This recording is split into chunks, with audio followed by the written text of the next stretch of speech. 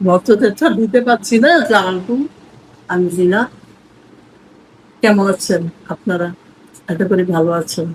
আজকে আমার বাসায় কিছু রান্না হয়েছে, যেমন পুরান ঢাকার কাচ্চি। আপনারা তো জানেনই যে আমি পুরান ঢাকার মেয়ে।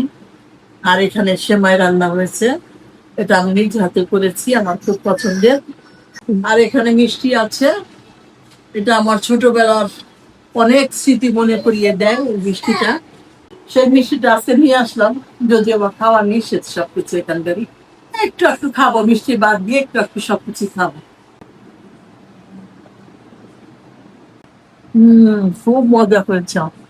আমার বাচ্চারা অনেক পছন্দ করবে। এটা আমি নিজ হাতে বানিয়েছি, মজা লাগছে খুব। আম্মু সেমাইটা কিভাবে বানাইছেন বললেন না কিন্তু। বলবো। সেমাইটা প্রথমে যেছি সেমাইটাকে, তারপর ঘন করে দুধটা জাল দিয়ে রেখেছি, জাল দিয়ে তারপরে সেমাইটা ছেড়ে দিয়েছি।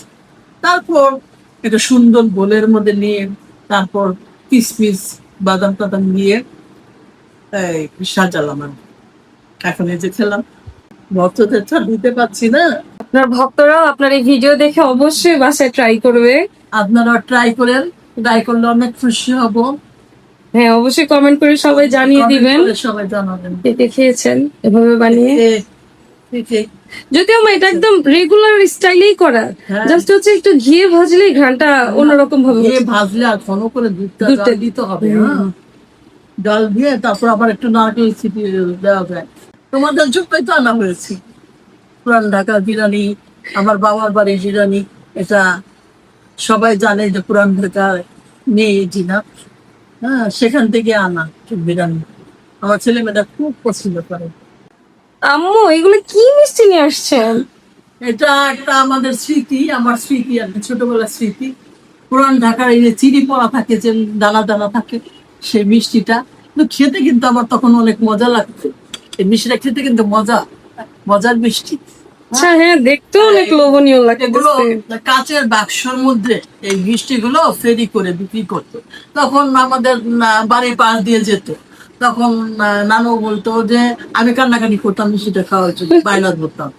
তো নানু বলতো যে না, এই মিষ্টি খাওয়া যাবে না, হ্যাঁ, এগুলো তো স্বাস্থ্যের জন্য ভালো না। স্বাস্থ্যের জন্য ভালো না, এগুলো খাওয়ার দরকার না, আর বেশি বেশি মিষ্টি।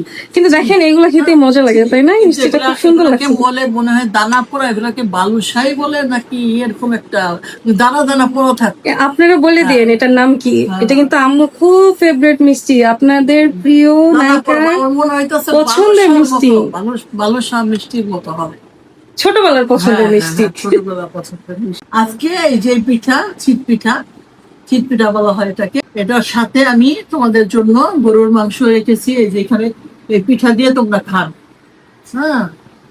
আচ্ছা আম্মু, থ্যাংক ইউ। গরুর মাংস বোনা আপনাদের দিতে পারলাম না। এখানে তো অনেক কিছু রয়েছে, এখন কোনটা ছেড়ে কোনটা খাবো, ডক্টরের তো আবার নিষেধ আছে, অসুখে তো ধরে ফেলেছে, কিছুই করার নেই। আচ্ছা ঠিক আছে, তোমরা এগুলো খাবে, খেয়ে কার কোনটা ভালো লাগলো সেটা জানবো। ওকে আম্মু, আপনারাও কিন্তু অবশ্যই জানিয়েন এখানের কোন খাবারটা আপনাদের অনেক পছন্দ। হ্যাঁ, কমেন্ট করে অবশ্যই জানাবেন। আজকের মতো এই পর্যন্ত, আজকের মতো শেষ। ভেরি সুন আমরা পরবর্তী অন্য একটা ভিডিওতে আসবো। সবাইকে বাই বাই।